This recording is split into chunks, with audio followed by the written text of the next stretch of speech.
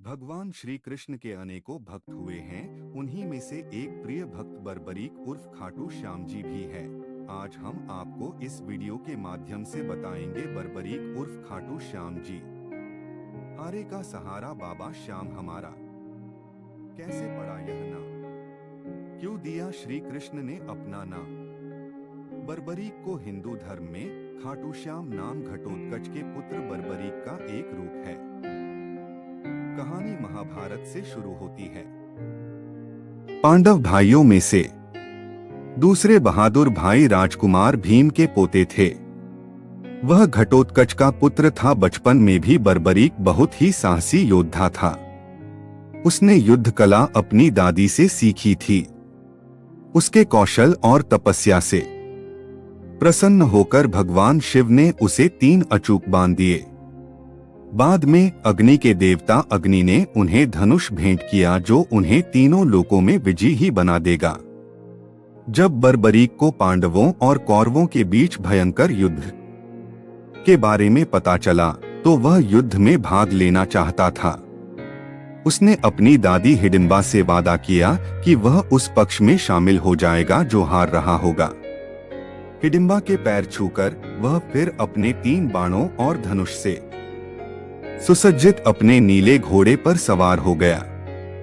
भगवान कृष्ण जी एक ब्राह्मण का भेष बदलकर बर्बरीक के रास्ते में खड़े हो गए, क्योंकि श्री कृष्ण को पता था कि वह अपनी दादी को यह वचन देकर आया है, जो भी युद्ध में असहाय होगा, निर्बल होगा, मैं उसकी तरफ से युद्ध करूंगा। यह प्रण लिया हुआ था और सामने वाले बड़े बड़े युद्ध वीरों को परास्त कर दूंगा, क्योंकि श्री कृष्णा तो भगवान ठहरे, उनको इस बात का सारा ज्ञान था और श्री कृष्ण को धर्म की स्थापना करनी थी। इसलिए बर्बरीक क्या करने वाला है सब पता था। श्री कृष्ण ने बर्बरीक को आते देख बर्बरीक के रथ को रोककर पूछा कि आप कहाँ जा रहे हो। तो बर्बरीक ने उत्तर दिया कि मैं महाभारत के महान युद्ध में जा रहा हूं। उस युद्ध में जो पक्ष हारेगा मैं उसकी तरफ से युद्ध करूंगा। श्री कृष्ण ने कहा, ना तो तुम्हारे पास कोई सेना है और ना कोई तुम इतने बड़े युद्धवीर हो जो तुम हारने वाली सेना की तरफ से युद्ध लड़कर जीतने वाली सेना को परास्त कर दोगे। तुम्हारे पास तो सिर्फ 3 बाण ही है। श्री कृष्ण ने बर्बरीक को उसकी ताकत का परीक्षण करने के लिए कहा। उसने यह कहकर उसका मजाक उड़ाने की भी कोशिश की कि वह केवल 3 बाणों के साथ महान युद्ध में जा रहा है। बर्बरीक ने उत्तर दिया कि एक ही तीर उसके सभी विरोधियों को नष्ट करने के लिए पर्याप्त था। उन्होंने कहा कि पहले तीर का इस्तेमाल उन सभी चीजों को चिन्हित करने के लिए किया जाता है जिन्हें वह नष्ट करना चाहते थे।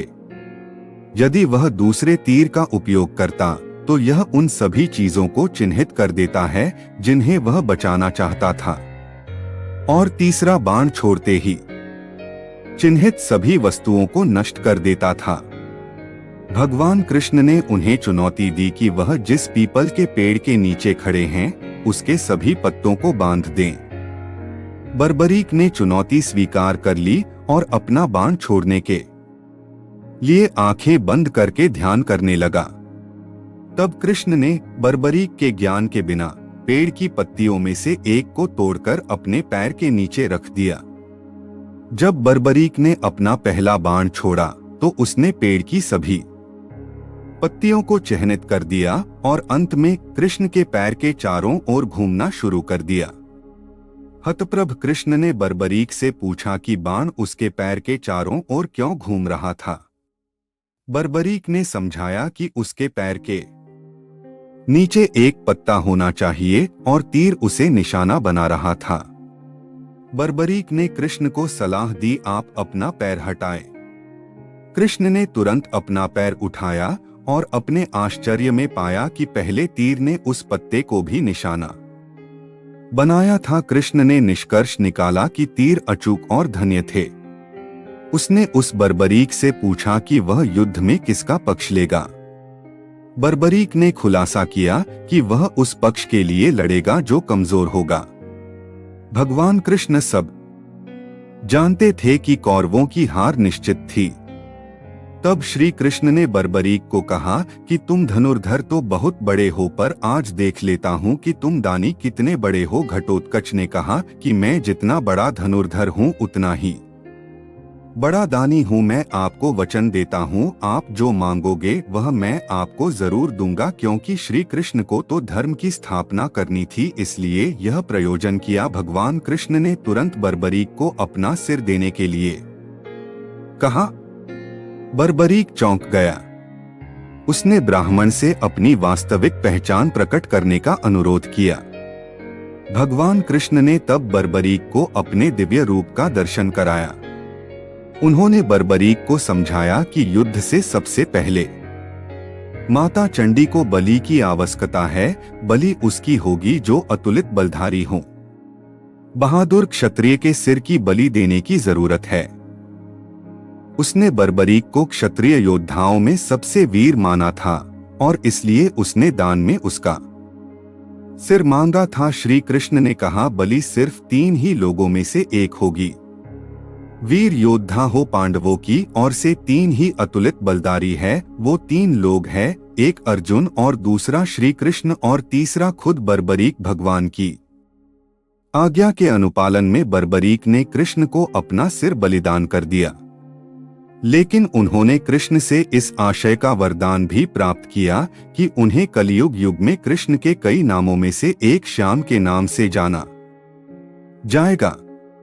कृष्ण ने न केवल उन्हें वरदान दिया बल्कि यह भी घोषित किया कि बर्बरीक के भक्तों को स्वयं श्री कृष्ण का आशीर्वाद मिलेगा और उनकी सभी इच्छाएं उनके दिल की गहराई से केवल उनके नाम का उच्चारण करने से पूरी होंगी।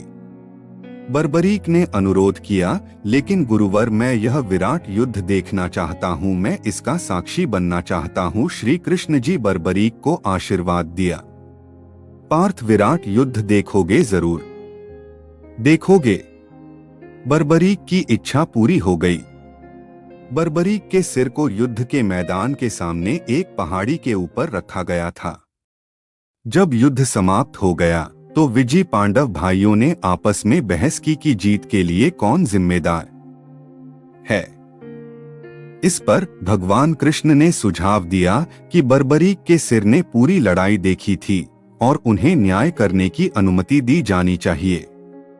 बर्बरीक के सिर ने उत्तर दिया कि वह भगवान कृष्ण थे जो जीत के लिए जिम्मेदार थे, क्योंकि उनकी सलाह, उपस्थिति और खेल योजना महत्वपूर्ण थी। पांचों भाई सहमत हो गए। जहां भी देखता श्री कृष्ण को देखता, क्योंकि धर्म की स्थापना जो करनी थी। इस घटनाक्रम के बाद बर्बरीक का नाम खाटू श्याम बाबा के नाम से प्रसिद्ध है। उसका भव्य मंदिर खाटू में है। आज भी उसके शीश की पूजा होती है। तभी से ये कहावत चली आई है, हारे का सहारा बाबा श्याम हमारा। हमारी यह वीडियो आपको अगर पसंद आई हो तो हमारे चैनल को लाइक एंड सब्सक्राइब जरूर करें। आपका अपना